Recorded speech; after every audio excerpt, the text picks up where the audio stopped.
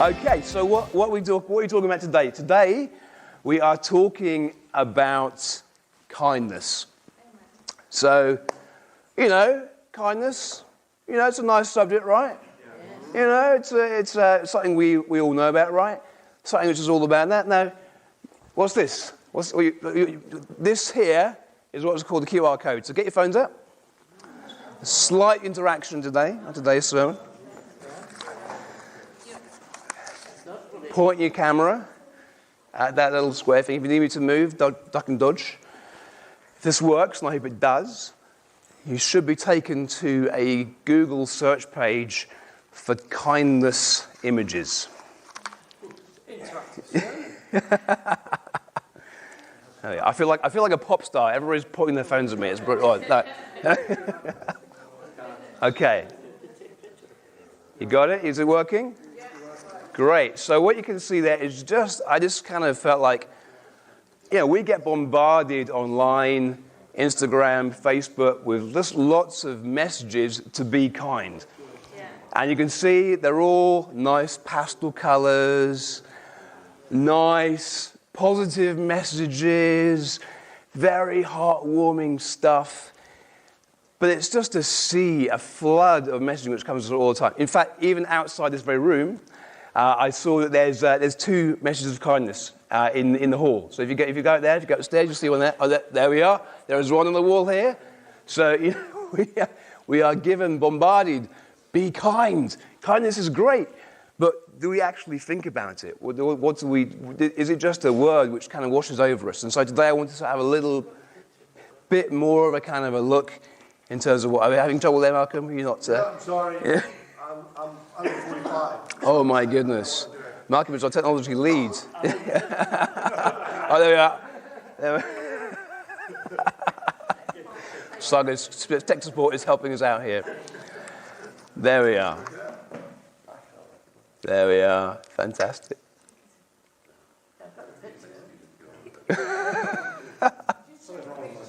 Don't worry about it. There is a reason I'm using this as well, so it's not just for this particular bit, but that's good.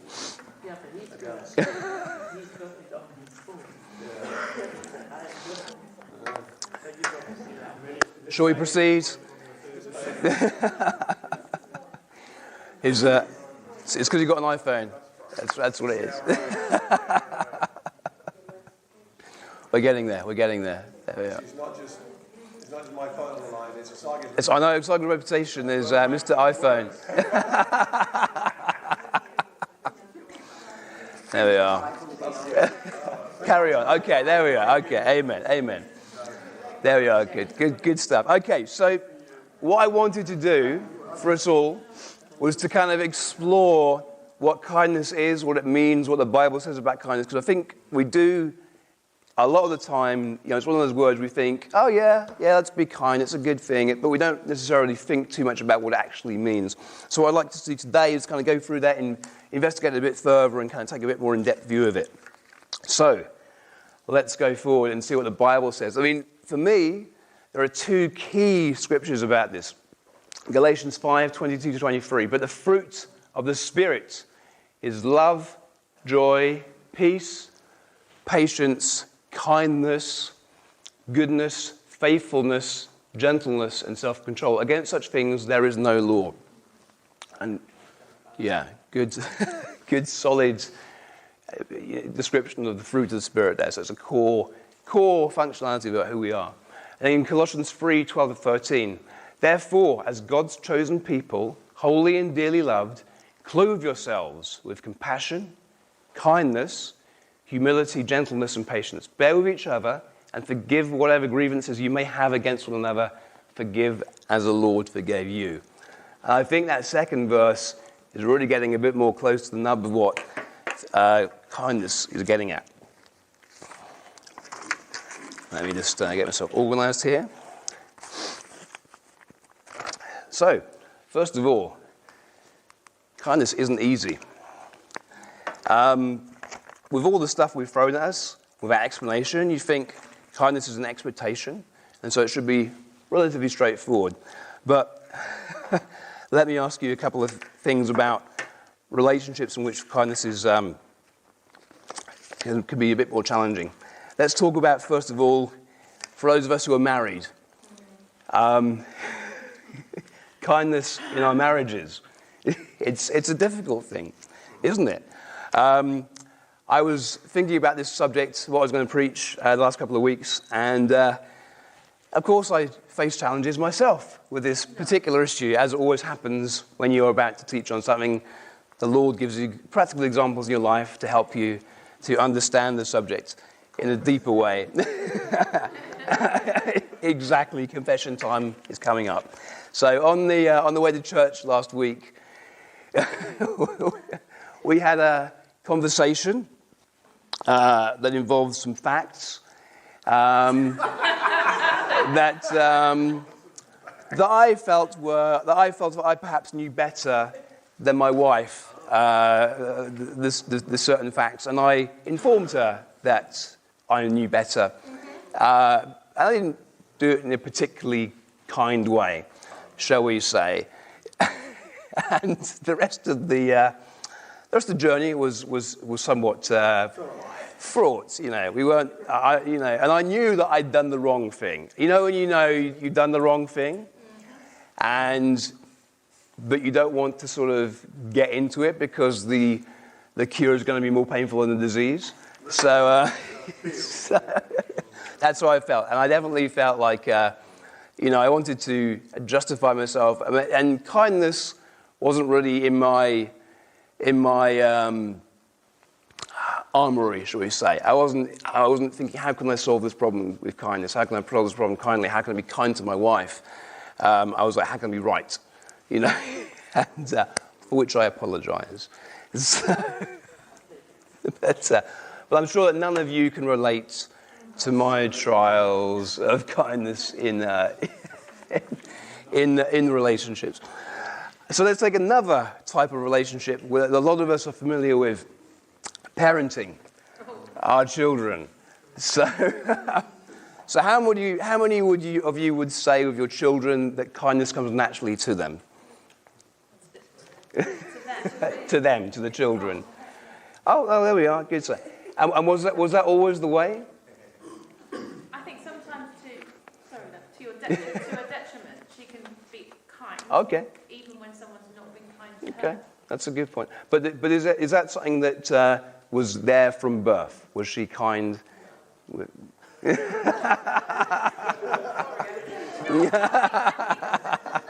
think it's been in her character.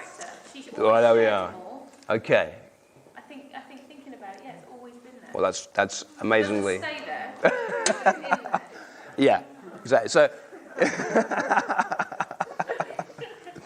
I think I'm going to use my own children here because they're my children. I can use them in a sermon illustration, but they're not here, and I've got control of the recording, so that's fine. But I think a lot of us will recognise that our children will need guidance in being kind.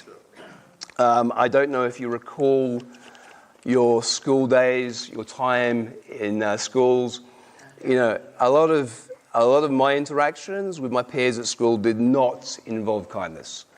I can tell you that much, without any problems. And for me, going through school was a struggle because I didn't receive kindness. I was getting bullied a lot, and for me, children being innocent and sweet and gentle and loving, that wasn't my experience. And I think I look at my own children, and that's something that we have to train them. We have to train them in being kind and considerate. It's not something which comes naturally to them. It's not something which is a given of the character. It's something that we have to work hard on. And it's one of the sort of things, be considerate of your brother, be considerate of your sister, be kind.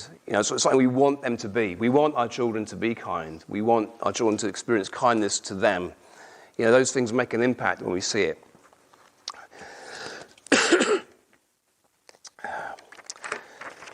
And we want our children to express kindness as well. And we are hurt when we don't see our children being treated kindly ourselves. When we see that they're being treated unkindly, it hurts us. So those are things we know, but it's not easy. Kindness isn't a straightforward given. It's not, you have to keep on training. You have to keep on being aware. And then let's just take another example. So we've done marriages, we've done children. Let's talk about our friendships.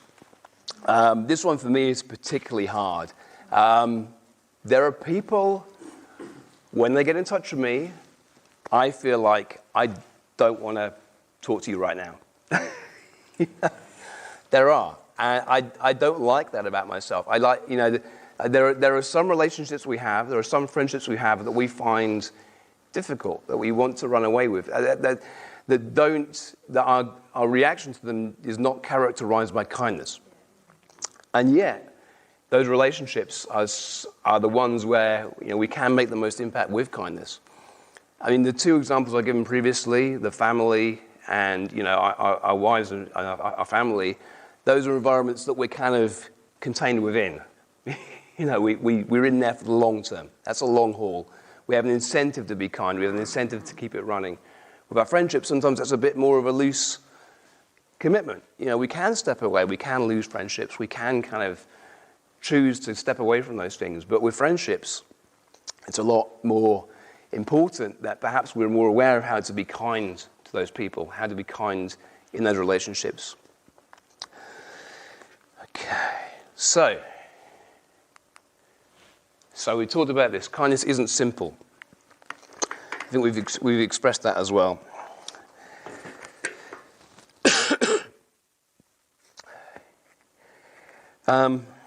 So kindness isn't necessarily simple or easy, even in our closest interactions.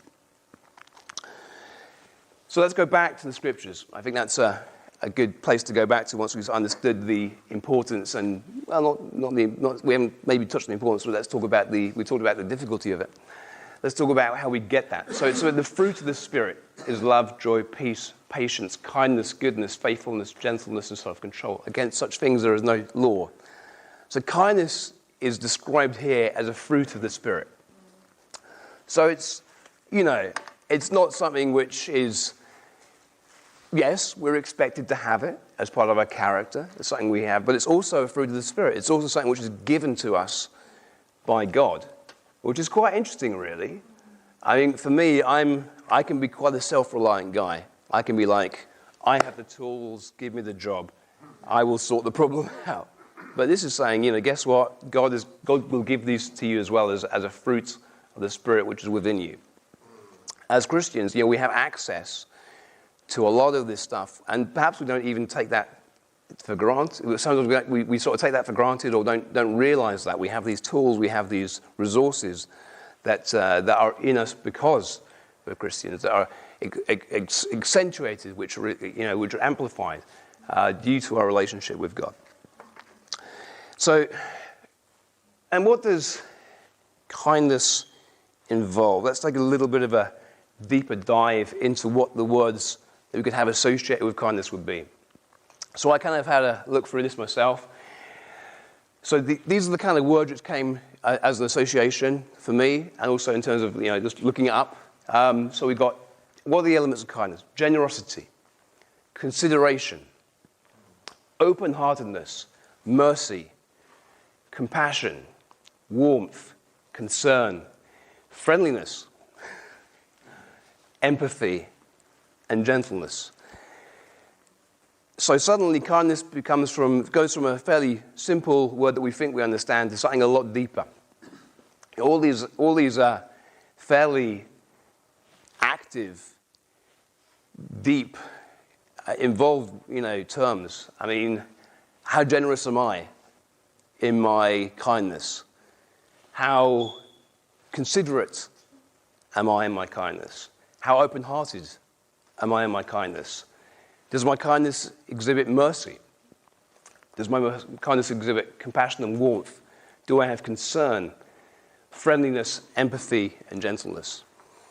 All these things are really part of what we can be when we talk about kindness. It's a deep, deep subject. I just want to touch briefly on empathy here. I think, especially when we talk about kindness, we can be quite shallow when we think we're being kind, we can just be like, oh, that's nice. And we're being more sympathetic than we are being empathetic. So this little link here, I will send this out separately, is a video. I didn't want to show it during the sermon, but it's a video explaining the difference between empathy and sympathy. And it gives a really good explanation about the difference between the two. So I'll send this out again. I'll send out a link afterwards, but it's just, if you want to hop that now, it's a little YouTube video, and it sort of talks about, what does it mean to be empathetic? What does it mean to kind of go alongside somebody? And I think a lot of the core issues of empathy kind of cross over into kindness as well. So what does it mean to be kind? Kindness has an impact. I want to share something with you. So this is a shop in my parents' hometown where I grew up called Abbots Langley, just not too far away from here. This shop used to be Dobson's. I couldn't find a picture of the actual shop it used to be. What it is there is some combination of a financial services agency and a jeweler, I think, there. But it used to be a second-hand junk shop, basically a junk shop. Antiques, furniture, knickknacks, this, that. Those sort of, the sort of place you go into would be absolutely jam-packed full of old stuff, something which would be absolutely fascinating to kids like me. So I used to go in there, I used to love it. The place was called Dobson's, because it was run by a guy called Dobson, Mr. Dobson. Now, I may have shared this, some of you may know this already, but I am dyspraxic, which means that I'm quite clumsy. So references to bull and china shops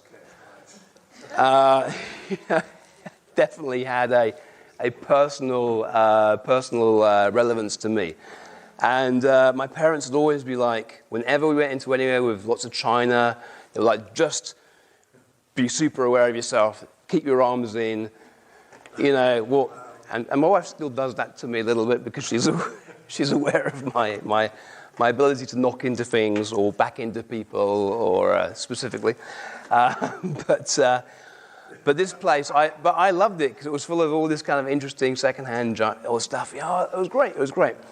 And I remember one day I was in there, and I think must have been 7 or 8, and I knocked over a glass vase, and it fell over and smashed on the ground. And I was on my own as well, so I kind of went up there. My parents were, and I was absolutely mortified. Yeah, I was devastated. I was like, here I am.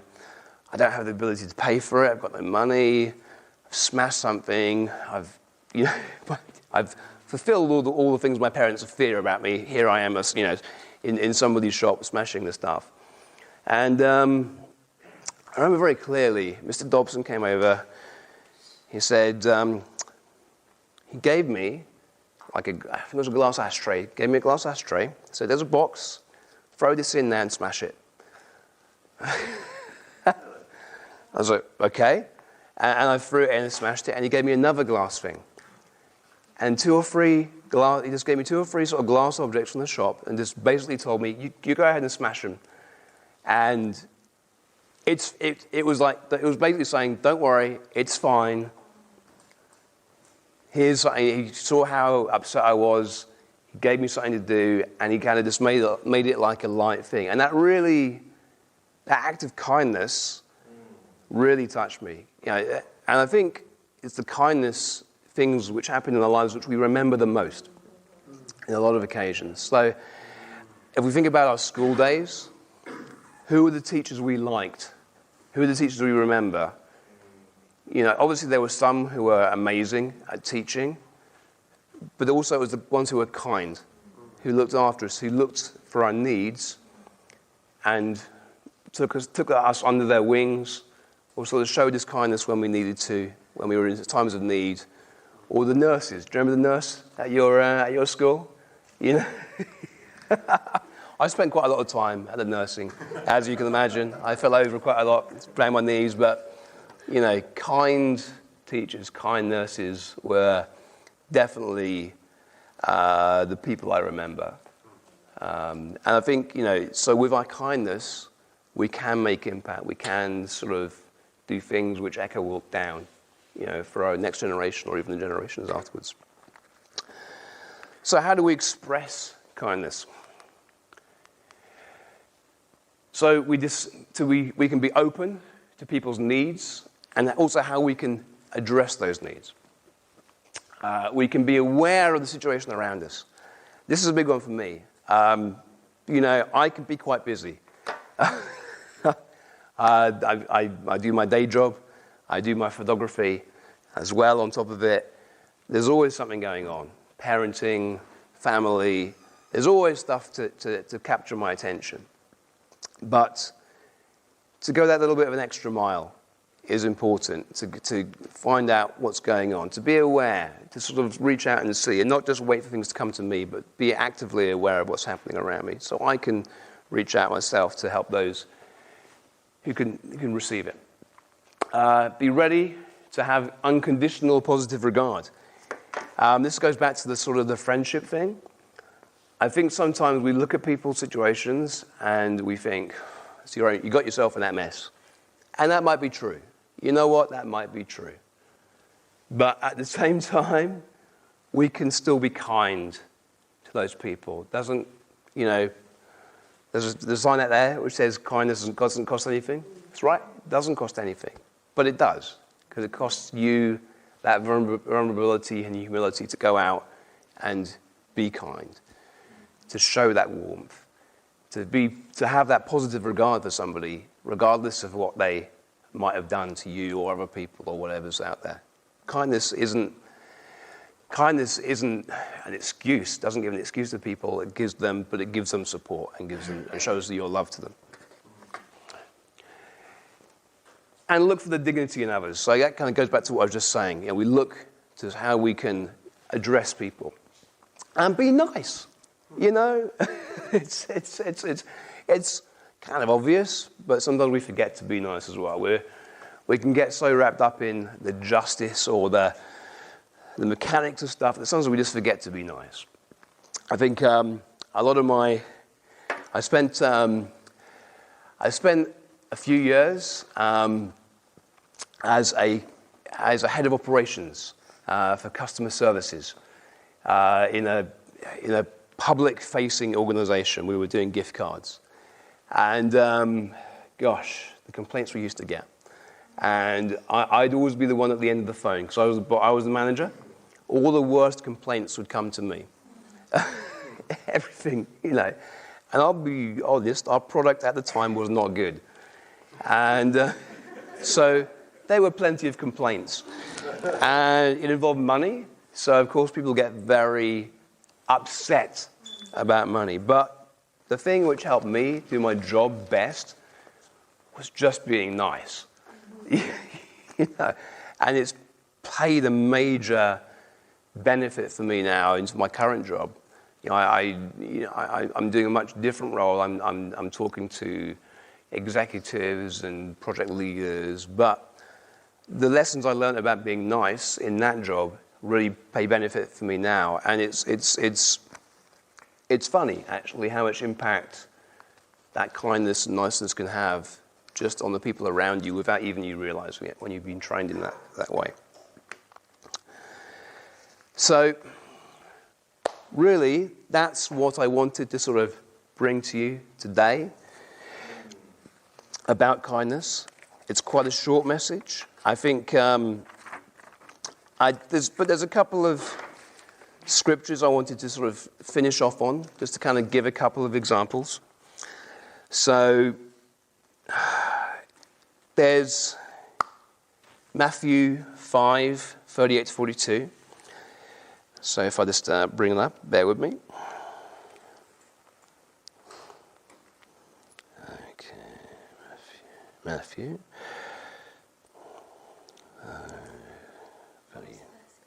Matthew 5:38-42. So, which goes, "You have heard that it was said, eye for an eye and tooth for a tooth. But I tell you, do not resist an evil person. If somebody strikes you on the right cheek, turn to him the other also. And if somebody wants to sue you, and take your tunic, let him have your cloak as well. If someone forces you to go 1 mile, go with him 2 miles. Give to the one who asks you, and do not turn away from the one who wants to borrow from you. This is a challenging verse. Is this verse saying be stupid? No. Not saying be foolish? No. But the core of this verse is about kindness.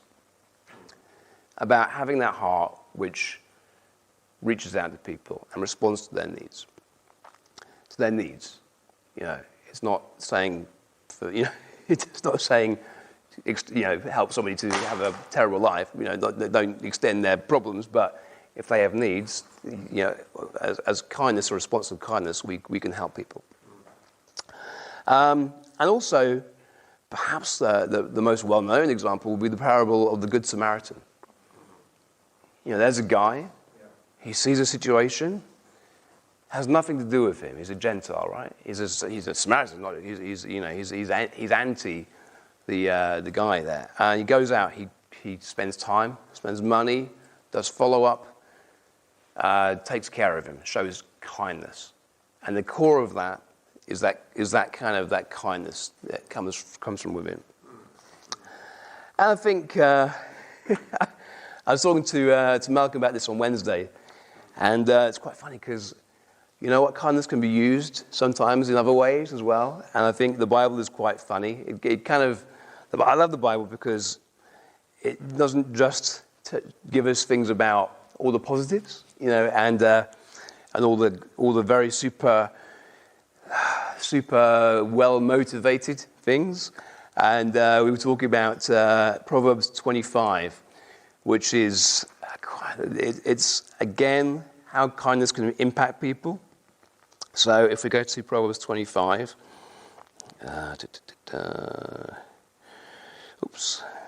Proverbs 25 and verses 21 to 22. If your enemy is hungry, give him food to eat. If he is thirsty, give him water to drink. In doing this, you will heap burning coals on his head, and the Lord will reward you. So you know what? Even if you're not feeling it, kindness can have a great impact for you as well. So, I love the Bible. I love when you get a little bit of extra, kind of a little bit of a slightly different angle and stuff. But yeah, so with that, that's the message for today. And it really leads me into what we're doing today, which is hopefully expressing our kindness for the work that's being done in Afghanistan with the Hope Community Centre. This project, it's amazing. I mean, it's close to my own heart because, as again, most of you will know, I went to Afghanistan myself a few years ago, 15 years ago, something like that. Long enough ago now. And the work in Afghanistan it's intense. That it's not a safe country. It's not a country which is resourced by the government.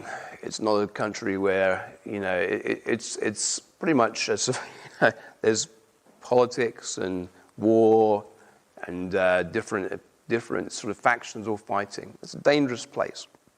A few years after I went, it became so dangerous for foreign staff that we had to withdraw all our foreign staff out of Kabul. And we've worked hard to make sure we can continue supporting this work. And we can see a small sample here of the guys, the men, who are getting that training. And those are all important certificates, which are important over there.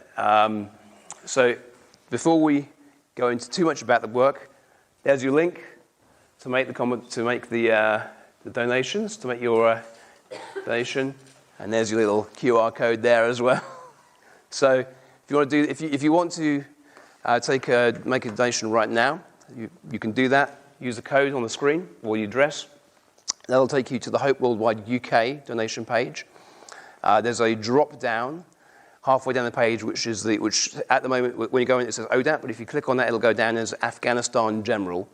on there. Choose that, and you can make your donation directly. I will, again, send instructions out after the sermon, so if you want to make that contribution at home this afternoon or this evening, have some time to think about it, have some time to discuss it in your families, that's fine, but that's the location to do it. So, there we are. That's good. Okay. So, what are the people that are being helped here? So, at the moment, a lot of the provinces outside Kabul are being controlled by Taliban forces. There's not much opportunity for employment. There's a lot of the people are just working, occupations of rag picking. That is literally going out, picking up rags from the ground and trying to resell it on. That's a job. I can't imagine if you were to say that as a job to somebody here, they'd be like, "Oh, you mean in a recycling centre?" No, not like that. It's out in the refuse piles, out in the streets, or small repair shops. So it's very it's just subsistence, day-to-day living.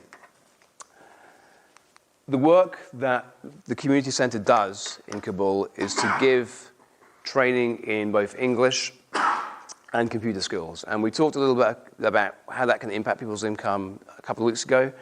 It makes a real intense difference. And these are guys who are coming in to support their families as well. So not just supporting themselves. This is to help provide money and support for the families who are back in the provinces. So again, giving that stability, giving that opportunity to move if they need to provide those resources there. This makes a massive impact where else. And this particular part of the work in Afghanistan has been going from 2012. They've done 770 people. That's pretty intense. And right at the moment, there's 160 people enrolled. And we talked about they come from areas which are still, a lot of them come from areas which are still under Taliban control. So this is a real lifeline for the people. On top of this, because, training 170 people isn't enough, the guys go and do winterization, what's called winterization support for local families. They go out, give blankets, clothing, food, support them, mainly blankets and clothing, to low-income families around the area, and they do a lot of it. It's quite impressive, the work they do there. So let's talk about some facts. So these facts in and of themselves are fairly okay. Let's compare it to the UK. So let's take a few examples here now. Where's the pointer? How do I get the pointer working? Oh, no, that's the wrong one. Okay. Oh, there we are. Got it. There we are. Okay. That's fairly bad, right? I'm going to be 45 in a month's time, as I've already said. I'd be worried if I was in Afghanistan right now. Oh, thank you. Thank you, Mulligan. Literacy rate. In the UK, our literacy rate is 99%. In Afghanistan, it's less than 30, which, to be honest with you, I find that hard to actually comprehend because it's such a given here. You learn to read and write. You have to learn to read and write. Think about all the things you can't do when you can't read and write. And, we are making, and the stuff we're doing with the Hope Community Centre will have a direct benefit. It will benefit those families because they have the resources to send their kids to school and have the resources to learn to read and write. Infant mortality. In the UK, it's 3.9 deaths per 1,000 births. In Afghanistan, it's 122 deaths per 1,000 births. It's a big difference. Unemployment. Yeah. Over a third of the people in Afghanistan are unemployed. This whole idea of vocational education. So this is vocational education. So after our kind of end of sort of school age term, it says only 6% of people go into any sort of education at all. In the UK, over 40% to go into university. So we have an incredibly... That doesn't even count. It doesn't even count. Yeah, exactly. And so it's the whole idea of kind of ploughing back into the country the resources that will help them to build their country, build their families, build their careers. And the last one, for me, only half of schools in Afghanistan have buildings. Wow. And that's now. And I remember driving in Afghanistan to this reservoir, and then we drove past this tent, UNICEF's tent, which was a school. A tent, open-sided, no walls, just a tent. It was snowing. It's not like it doesn't snow in Afghanistan. It's not like it's not cold. It's not like it's, half of the schools don't have buildings. It's crazy. But for us, we can help with their education. So in terms of, the actual money, how does your money work? What does it go to? What's it actually used for? What altitude is it? Well, Kabul itself is actually quite high. It's almost a mile up in the air. So the rest of the country is kind of spread over. But yeah, good question. Yeah, flying into Kabul was quite interesting because you got to circle it. It does, absolutely. So I don't know if you can see this clearly. So £100 will take a student for 6 months for training. £1,080 will support 7 staff for a month. 450 is the office rent for a month. 460 is the office rent for a month. 13,000 points is the overall running cost for 6 months. £1,900, that's the rental relation for 60 migrant families. So that's what we were talking about earlier, about giving us food, giving us supplies and clothing. £500 for recreation. It's important that we help them to people to have it. It's not just all intensity. And then £2,000 is the training for the staff for the year. So you can see these are, it still costs money to help people out, even in a country where the expenses are smaller. So anything that you can give, anything you're able to give, will go towards these needs. And so thank you for your support that you'll be giving us, and that you continue to give. So I know this is very important for the work out there. It's Afghanistan is a place which is ebbing from people's awareness. So it's incredibly important for us to kind of show our support and be able to give that as well. I was talking to Mark about Mark Timlin, sorry, apologies. Mark Timlin, who kind of oversees the project from Australia. I was talking to him on WhatsApp the other day. Again, amazing technology. Talking to somebody on the other side of the world, clear as a bell.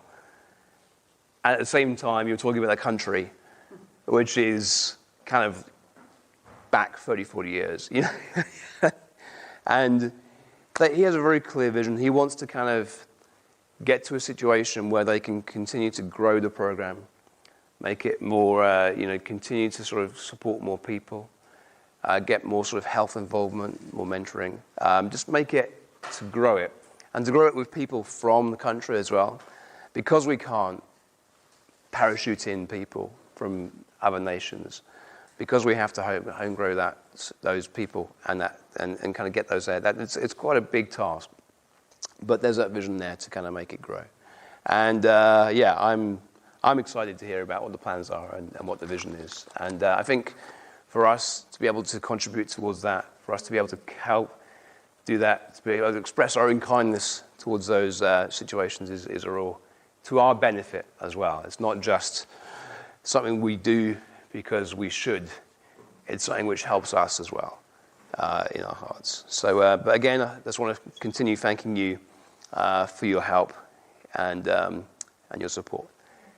Thank you very much. Thanks, Leon. Yeah.